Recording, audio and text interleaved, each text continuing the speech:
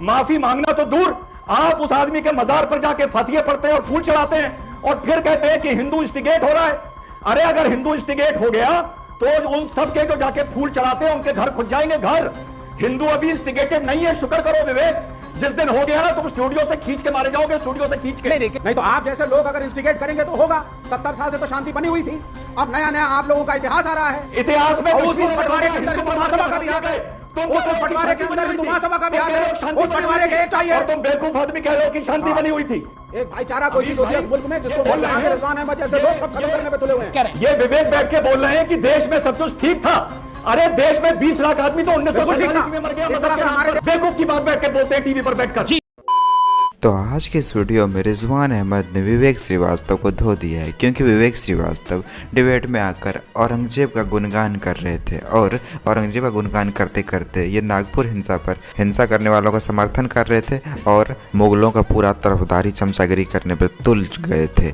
तो इसी बात पर रिजवान अहमद इसको अच्छे से धो दिए हैं, क्योंकि रिजवान अहमद जो भी इसे पूछते थे उसका एक भी जवाब नहीं था इसके पास, इसलिए अपनी धुलाई करा बैठा है अच्छे से।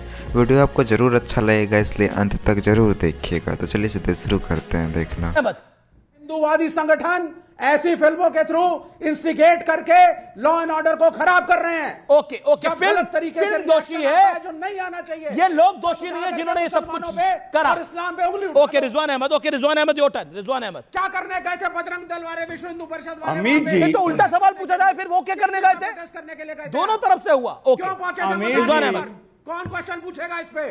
तब पुलिस ने क्यों नहीं रोका? विवेक शांत होना पड़ेगा आपको, आपने बोली अपनी बात को। विवेक जी जी जी जी जी जी जी अमित जी औरंगजेब कहा, इसमें हिस्टोरिकल फैक्ट है। लेफ्टिस्ट ने भी यह लिखा है कि औरंगजेब ने भारत के मूल निवासियों हिंदुओं पे जुल्म किए थे। यह लेफ्टिस्ट हिस्टोरियन ने लिखा है। उन्होंने हुमायूं के बारे में नहीं लिखा, जहांगीर के बारे में नहीं लिखा, शाहजहां के बारे में। चुप रहिए विवेक जी, आप सुनिए। आप अजीब आदमी है यार, ये भी बताएं मुझे और किताब का नाम भी बताएं। आप विवेक जी जानबूझकर और अरे चुप रहो भैया। दुनिया में आज भी आप जर्मनी चले जाओ, हिटलर का नाजी सलूट मारो तो जेल हो जाती है। दुनिया में इतिहास में गलतियां हुई हैं, लेकिन आगे आने वाली पीढ़ी ने उस पर रिग्रेट किया है, उसके लिए माफी मांगी है दुनिया में। जलियांवाला बाग के लिए ब्रिटेन ने माफी मांगी, हिरोशिमा नागासाकी के लिए ओबामा ने माफी मांगी, पोलैंड से जर्मनी ने माफी मांगी, यहूदियों से जर्मनी ने माफी मांगी। माफी मांगना तो दूर, आप उस आदमी के मजार पर जाके फतिये पढ़ते हैं और फूल चढ़ाते हैं और फिर कहते हैं कि हिंदू इंस्टिगेट हो रहा है। अरे अगर हिंदू इंस्टिगेट हो गया तो उन सब के जो जाके फूल चढ़ाते हैं उनके घर खुद जाएंगे घर।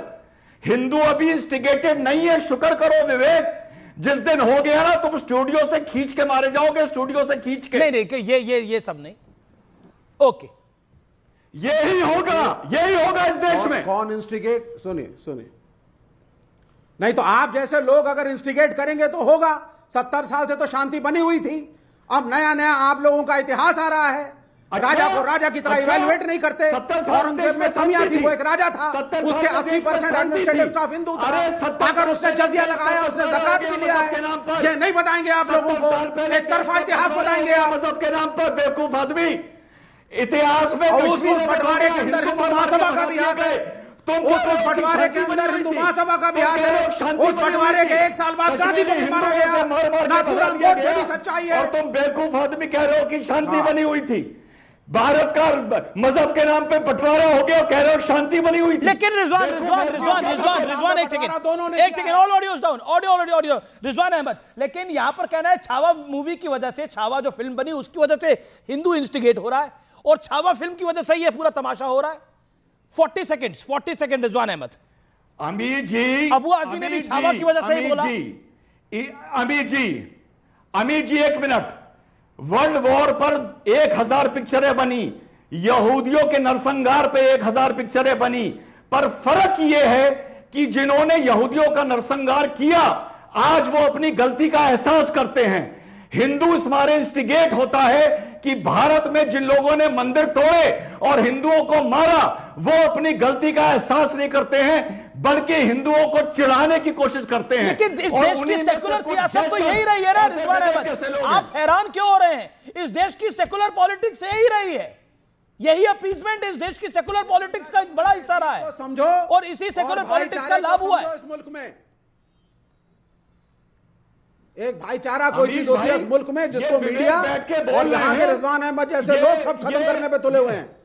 ओके, रिजवान अहमद अब भाईचारे को समाप्त कर रहे हैं।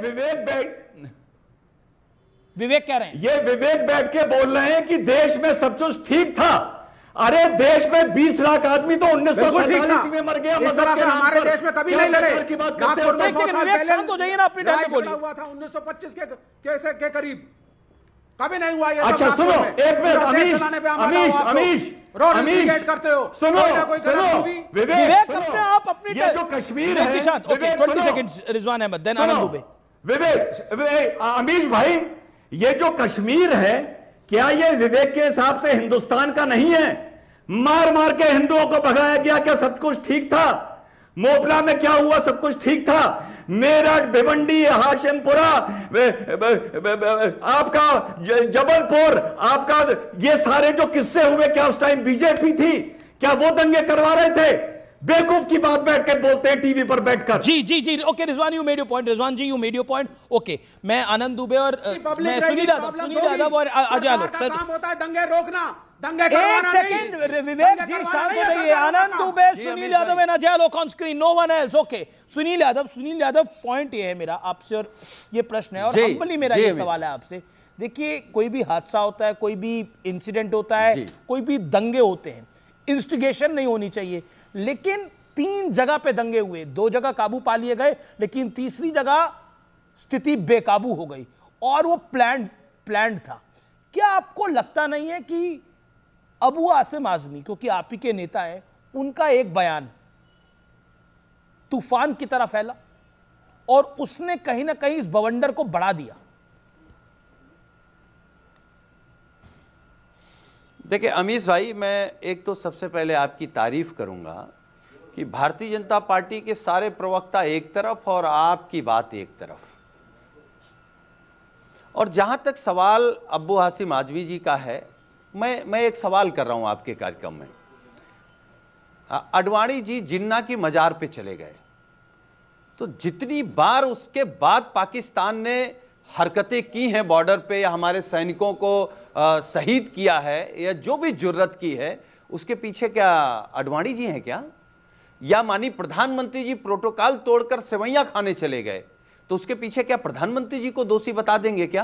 विवेक श्रीवास्तव जैसे लोग हर डिबेट में सिर्फ इसलिए आते हैं ताकि अपनी बेइज्जती करा सके, और इसी चक्कर में यह डिबेट में आकर हमेशा हिंदुओं को भड़काने वाला बात ही बोलते हैं, जैसा कि अभी बोल रहे थे और औरंगजेब का गुणगान कर रहे थे। ऐसा इसका पुराना आदत है, हर डिबेट में यही काम करता है, और यही वजह रहा हिंदुओं को हर जगह ऐसे करते रहा तो किसी दिन मार भी खाएगा अपना वक्त लक्षण से।